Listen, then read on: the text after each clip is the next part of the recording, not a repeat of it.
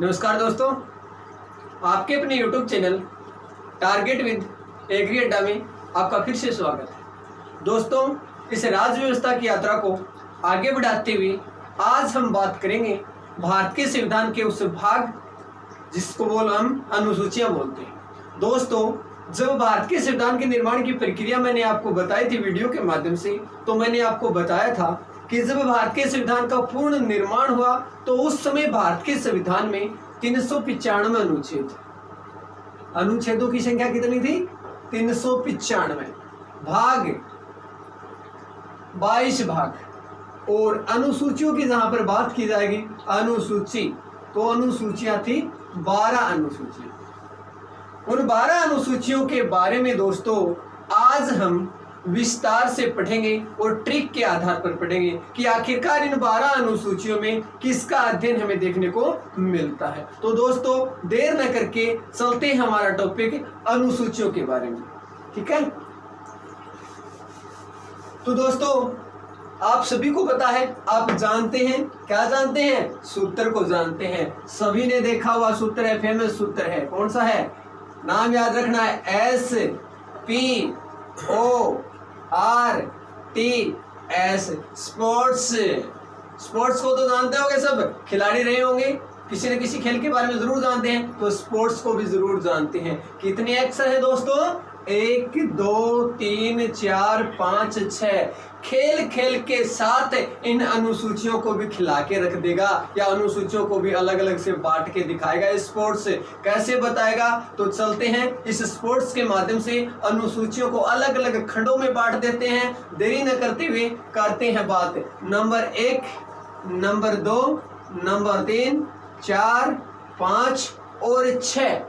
साथ साथ देखते चलेंगे, साथ साथ याद करेंगे। एस से बनाएंगे स्टेट। एस से क्या बना दिया? स्टेट। तो नंबर 1 अनुसूची एस, स्पोर्ट्स के सूत्र का पहला अक्षर एस। एस से बनाया हमने क्या? स्टेट। स्टेट का मतलब क्या होता है? राज्य। आखिरकार नंबर 1 जो अनुसूची है इसमें किसका अध्ययन है? राज्यों का अध्ययन है। राज्यों का मतलब राज्य क्षेत्र का, भारत का राज्य क्षेत्र है। तो क्या मिलेगा इसमें कि भारत का राज्य क्षेत्र कैसा है। तो वर्तमान में अगर बात करेंगे हम, तो भारत में 28 राज्य और 9 केंद्र शासित प्रदेश है। 28 राज्य और 9 केंद्र शासित प्रदेशों से मिलकर क्या बना है? भारत बना है। अर्थात भारत राज्यों का क्या है? संघ है। भारत राज्यों का क्या है? संघ। ये जो इस प्रकार की बातें में राज्य क्षेत्र के बारे में देखने को मिलेगा। राज्य क्षेत्र के बारे में जो प्रावधान है वो प्रावधान कौन सी अनुसूची में मिलेगा? नंबर 1 अनुसूची, जो किससे बनाई है हमने? एस से बनाई है। एस का मतलब क्या बना दिया? स्टेट। पी से बनाएंगे पेमेंट। पेमेंट का मतलब क्या होता है? वेतन। वेतन आखिरकार किसका? उन संवैधानिक उच्च अधिकारियों का वेतन है। कौन कौन से संवैधानिक उच्च अधिकारी? जो बड़े बड़े राष्ट्रपति या प्रधानमंत्री, मंत्री परिषद के सदस्य हैं, उनके वेतन के बारे में कि किसको कितना वेतन दिया जाएगा, वो सारा का सारा वेतन का जो प्रावधान है, वो वेतन का प्रावधान कौन सी अनुसूची में है? अनुसूची नंबर 2। SPP से पेमेंट बना दिया, और पेमेंट का मतलब उच्च अधिकारियों का वेतन। तो ऐसे लिखेंगे इसको, संवैधानिक अधिकारियों के वेतन के बारे में प्रावधान। संवैधानिक अधिकारियों के वेतन के बारे में जो प्रावधान है वो अनुसूची संख्या 2। ओ से बनाएंगे ओथ। OATH, oath. ओथ का मतलब होता है शपथ।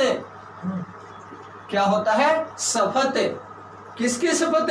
उच्च अधिकारी, संवैधानिक जो अधिकारी हैं उनकी शपथ के बारे में प्रावधान कि कौन से अधिकारी को कौन शपथ दिलाएगा और ये किसकी शपथ लेगा, वो शपथ के बारे में जो भी प्रावधान है वो अनुसूची संख्या 2 में है। तो इसको लिखेंगे हम, संवैधानिक अधिकारियों के शपथ संबंधी प्रावधान। तो दोस्तों संवैधानिक अधिकारियों के शपथ संबंधित प्रावधान है वो किस में है? अनुसूची संख्या 2। राष्ट्रपति राज्यपाल होता है, ये संविधान के प्रति रक्षा की शपथ लेता है। प्रधानमंत्री होता है और अन्य जो मंत्री होते हैं ये गोपनीयता की शपथ लेते हैं। तो दोस्तों संवैधानिक और जितने भी न्यायाधीश होते हैं, जितने भी क्या होते हैं न्यायाधीश होते हैं, ये इनको शपथ कौन दिलाता है और ये किसकी शपथ लेते हैं, वो सारा का सारा अलग अलग जो टॉपिक हम पढ़ेंगे उसके माध्यम से मैं आपको बताऊंगा। तो आपको सिर्फ इतना ध्यान में रखना है, ओथ जो शपथ होता है इसका जो प्रावधान लिया गया है वो अनुसूची संख्या 2 से लिया गया। उसके बाद नंबर 204 नंबर है आर से बनाएंगे राज्यसभा। आज से क्या बनाएंगे? राज्यसभा। और राज्यसभा में क्या बताएंगे? राज्यसभा की सीटों का बंटवारा। राज्यसभा की सीटों का बंटवारा कि कौन से क्षेत्र से कितनी राज्यसभा की सीटें होंगी। आप सभी को पता है कि संसद के 2 महत्वपूर्ण अंग हैं, एक लोकसभा और दूसरा जो स्थायी सदन है उसका नाम है राज्यसभा। तो राज्यसभा की देश में सीटें कितनी होंगी, उन सीटों संबंधित प्रावधान है वो किस में है? अनुसूची संख्या 2 में है। उसके बाद हम बात करेंगे टी से क्या बनाएंगे? SC ST आरक्षण। SC ST आरक्षण के संबंध में प्रावधान, संबंध में प्रावधान। SC schedule caste, ST schedule tribe, अनुसूचित जाति और अनुसूचित जनजाति संबंधित जो भी प्रावधान है कि आरक्षण किस आधार पर दिया गया है, कब तक रहेगा, किस क्षेत्र में रहेगा, सरकारी नौकरियों में होगा या जो भी राजनीतिक पद है उनमें रहेगा, राजनीतिक क्षेत्र में भी होगा या नहीं होगा, वो सारा का सारा जो प्रावधान है वो देखने को जो हमें मिलता है वो अनुसूची संख्या 5 में देखने को मिलता है। दोस्तों अगला जो है हमारा एस, देखो दोस्तों नंबर 1 में भी ऐसा आया है और नंबर 6 में भी ऐसा आया है। तो इससे हम क्या बात करेंगे? तो दोस्तों इस एस का मतलब होता है स्पेशल स्टेट। एस से स्पेशल भी बनाएंगे और एस से स्टेट भी बनाएंगे। तो इसका मतलब होगा विशेष राज्य, स्पेशल स्टेट या विशेष राज्य।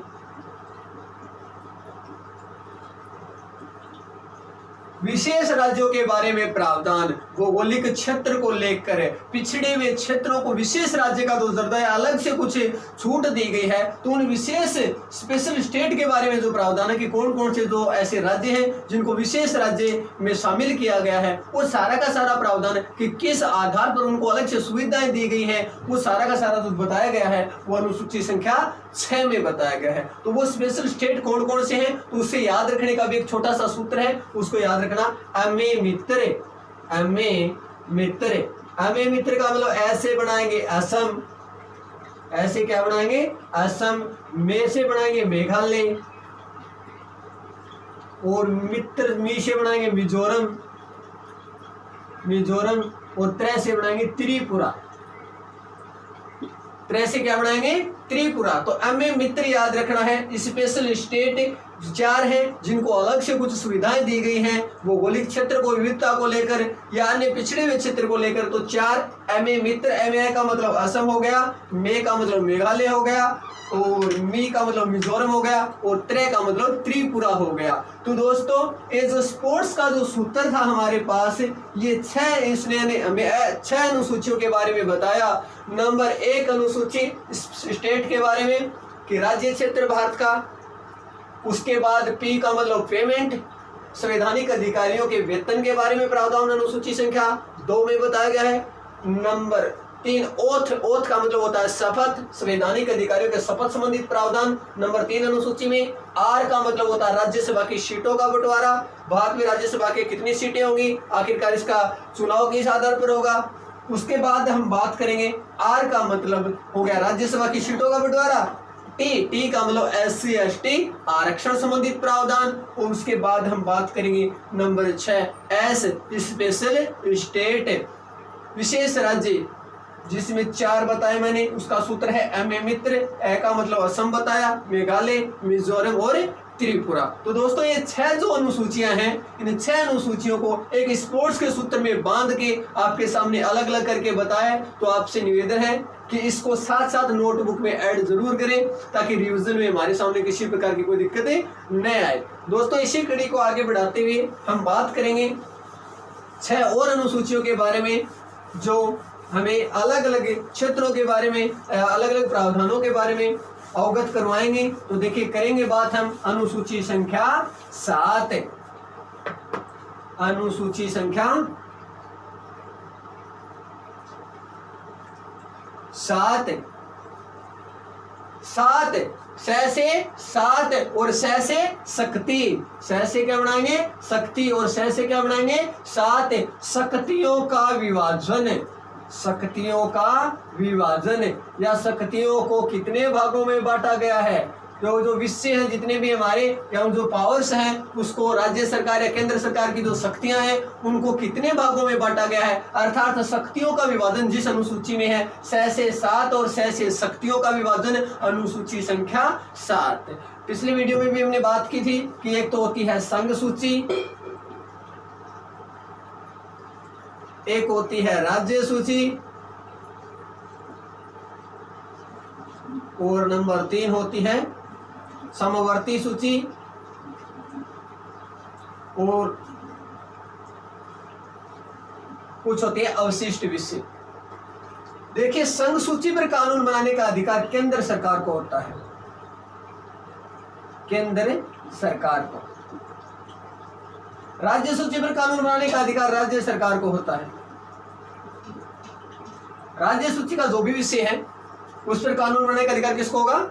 राज्य सूची को होगा, अर्थात राज्य का विधानमंडल कानून बनाएगा। और संघ सूची का जो विषय होगा उस पर संसद के द्वारा कानून बनाया जाएगा। लेकिन अगर वो विषय राज्य सूची का है और कानून केंद्र सरकार राज्य सरकार बनाएगी, लेकिन राज्य सरकार किसी भी स्थिति में अगर कानून बनाने में असमर्थ हो जाती है कि वो राज्य सूची के विषय पर कानून नहीं बना पाती है, तो भारत के संविधान के अनुच्छेद 249 के तहत 249 के तहत उस विषय पर कानून बनाने का अधिकार केंद्र सरकार को दे सकती है। उसके बाद बात करेंगे समवर्ती सूची पर कानून बनाने का अधिकार केंद्र सरकार को भी है और राज्य सरकार को भी है। केंद्र सरकार और राज्य सरकार दोनों समवर्ती सूची के विषय पर कानून बना सकते हैं। लेकिन राज्य सरकार के द्वारा बनाई हुई समवर्ती सूची के विषय पर अगर किसी प्रकार का विवाद उत्पन्न हो जाता है तो अंतिम जो निर्णय मान्य होगा वो केंद्र सरकार का ही मान्य होगा। उसके बाद कुछ अन्य विशिष्ट विषय हैं, उनके ऊपर कानून बनाने का अधिकार भी किसको है? केंद्र सरकार को है। तो दोस्तों संघ सूची के विषय पर तो केंद्र सरकार बनाती है कानून, राज्य सूची के विषय के ऊपर भी विशेष स्थिति में केंद्र सरकार बना रही है और समवर्ती सूची के विषय में भी केंद्र सरकार के हाथ में आ गया अगर विवाद उत्पन्न हो गया। तो वैसे देखा जाए ना तो सारे के सारे विषय है ना उस पर केंद्र सरकार का अधिकार है।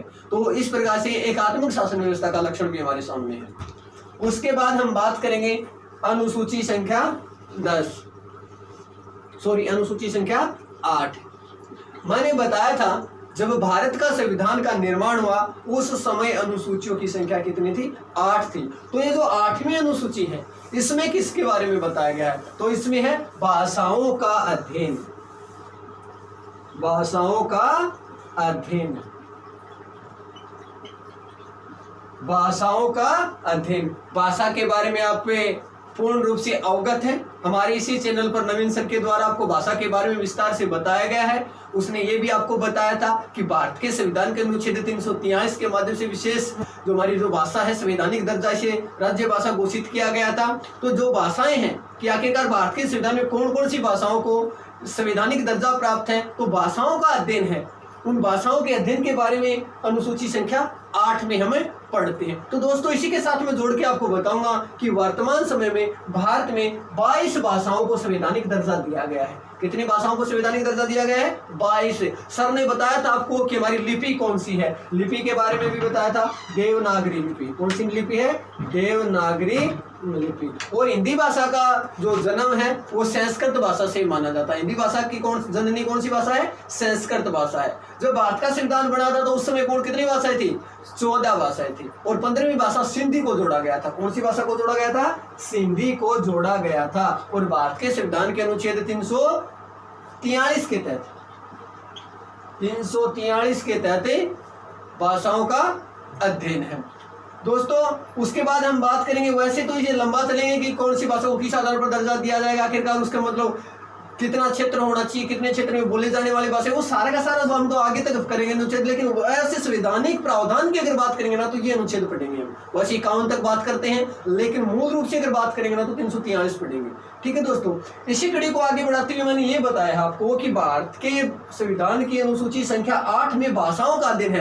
और वो भाषा कितनी बताया मैंने? 22। चलो इन्हें 22 भाषाओं को अलग अलग खंडों में बांट के मैं दिखाता हूँ कि आखिरकार ये 22 भाषा कौन कौन सी है। याद आराम से होगा, घबराने की कोई आवश्यकता नहीं है, ऐसे बांट देंगे कि आप कभी नहीं भूलेंगे। तो देखते हैं, खंडन करते हैं इन भाषाओं का, आखिरकार कौन कौन सी वो भाषाएं हैं जिनको भारत के संविधान की अनुसूची संख्या 8 में अलग अलग रूप से दर्शाया गया है। तो देखिए सूत्र के माध्यम से करते हैं इनका खंडन इन भाषाओं का, कि हमें भी अगर कोई पूछे तो हम तुरंत सूत्र के माध्यम से दूसरों को बता पाएंगे कि हमारे देश में इस भाषा को संवैधानिक दर्जा मिला हुआ है।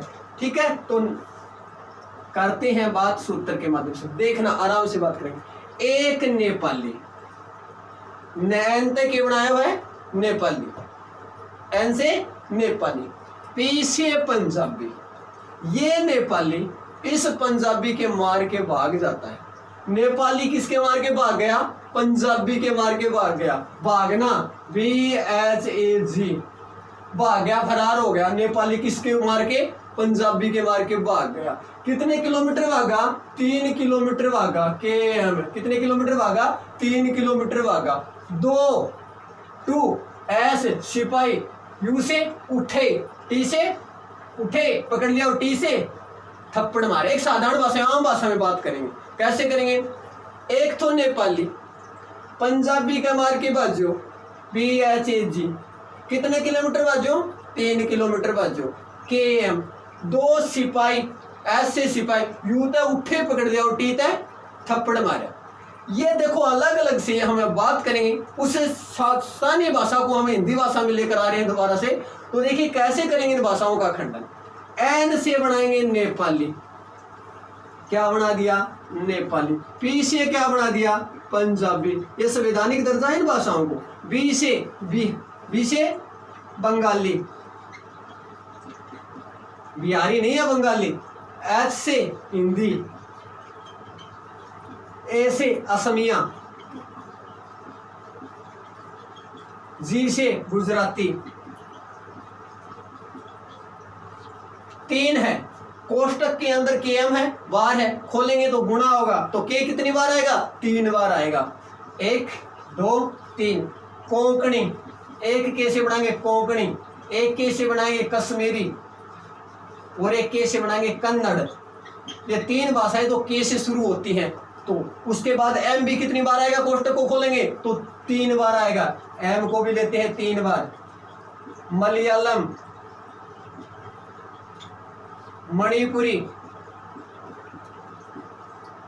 मलयालम, मणिपुरी, और दूसरा कौन? तीसरी भाषा अगर याद है तो बताओगे आप? मलयालम, मणिपुरी, मलयालम, मणिपुरी, मणिपुरी, और एक M से, अरे होगा आपको याद है, आपके क्षेत्र की भाषाओं की कोई तो बताए, लाइव देख रहा तो। मराठी, M से क्या बनाएंगे?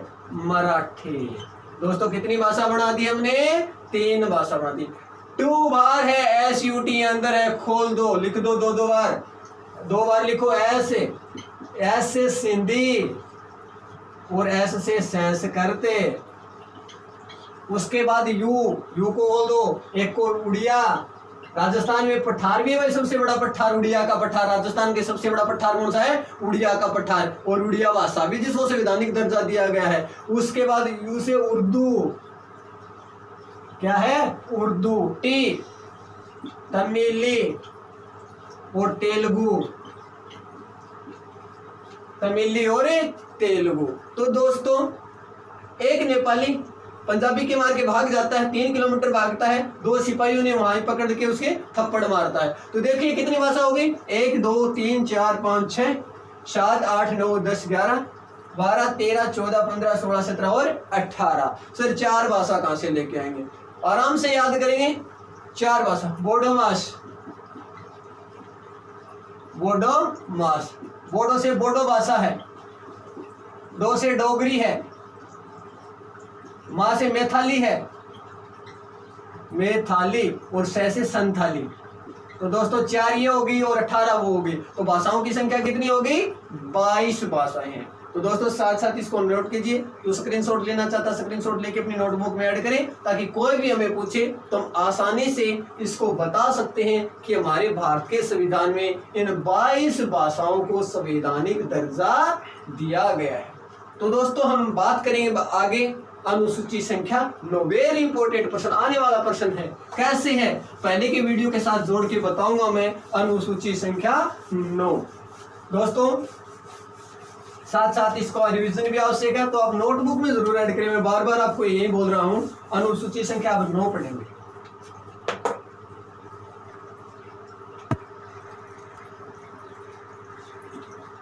भारत के संविधान का जब निर्माण हुआ, अनुसूचियों की संख्या थी 8 और अनुसूची संख्या जोड़ी गई 9।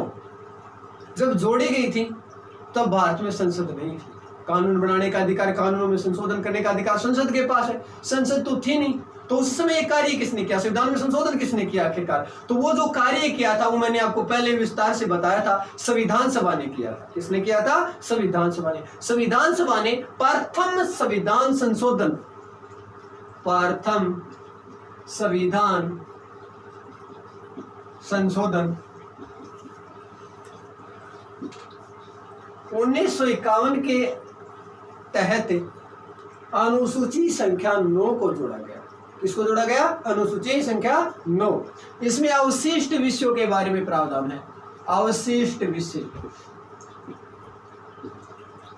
या बात करें भूमि सुधार से संबंधित विषय, भूमि सुधार से संबंधित विषय, अवशिष्ट विषयों के बारे में जो प्रावधान है वो अनुसूची संख्या 9 में देखने को मिलता है।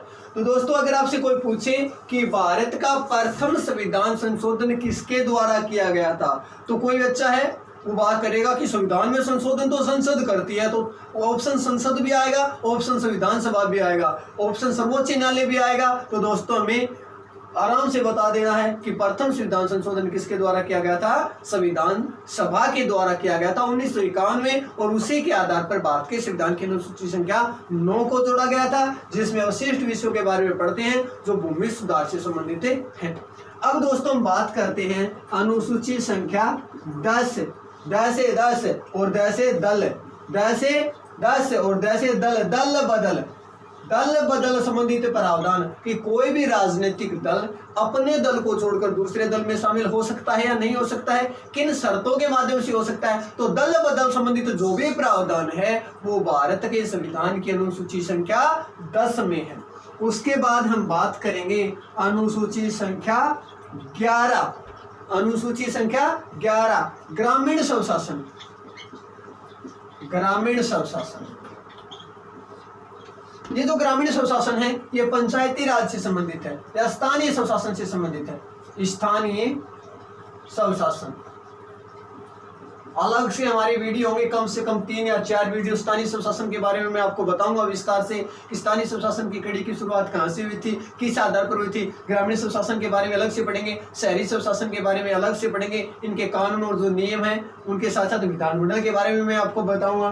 तो जो ग्रामीण स्वशासन है, स्थानीय स्वशासन की 2 इकाइयां थी। 73वें संविधान संशोधन 1991 के तहत ग्रामीण स्वशासन और 74वें संविधान संशोधन 1991-92 के तहत शहरी स्वशासन। इसके बारे में हम अलग से विस्तार से पढ़ेंगे। ग्रामीण स्वशासन के बारे में जो प्रावधान है, इसके कौन कौन से कार्य हैं, कितने कार्य में आखिरकार इससे बांटा गया है। तो ग्रामीण स्वशासन के कार्य कितने हैं? 29 कार्य। वर्तमान में राजस्थान में कितने कार्य हैं? 22 कार्य दिए गए हैं, और इन कार्यों का विभाजन जो किया जाता है वो राज्य विधानमंडल के द्वारा किया जाता है।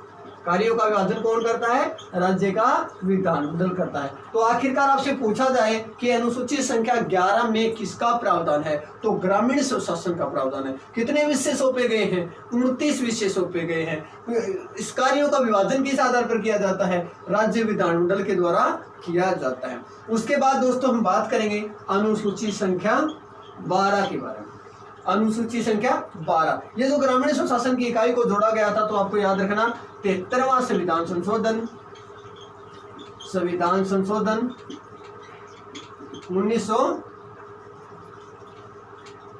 1991 73वां संविधान संशोधन 1991 ग्रामीण स्वशासन को जोड़ा गया। उसके बाद हम बात करेंगे शहरी स्वशासन, ग्रामीण स्थानीय स्वशासन की दूसरी इकाई शहरी स्वशासन। इसको 74वें संविधान संशोधन 1991 के तहत जोड़ा गया, 91-92। इसके अगर कार्यों की बात करेंगे तो इसके कार्यों का विभाजन भी विधानमंडल के द्वारा किया जाता है और इनके कार्यों की संख्या कितनी है? 18 कार्य सौंपे गए हैं।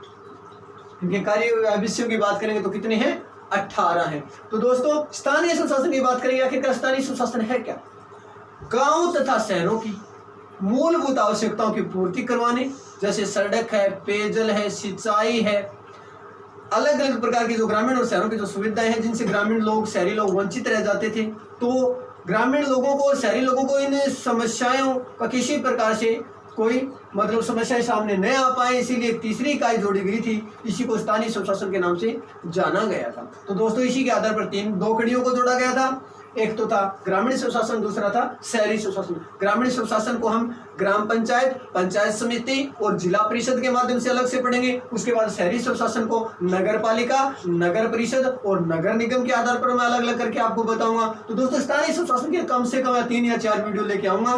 तो आपसे यही निवेदन है कि इस ये जो कड़ी मैंने आपको बताई है अनुसूचियों की, इसको आप साथ साथ नोटबुक में ऐड करके रिवीजन करें, आप याद करें। कंपटीशन के एग्जाम में जो पुटअप होने वाले प्रश्न हैं इसी में से पुटअप होंगे, तो इसको हम अलग से और कि प्रथम जो अनुसूची है इसके अलग अलग कौन से विषय हैं, इनकी शक्तियां जो बात है वो अलग से हम करेंगे। तो मोटे तौर पर मैंने आपको आज यही बताया है इस वीडियो के माध्यम से कि प्रथम अनुसूची में किसका प्रावधान है, दूसरी अनुसूची में, आखिरकार 12 अनुसूची में मोटे तौर पर जो भी बातें हमारे सामने थी उनको मैंने सूत्र के माध्यम से और वैसे आपको बताया है।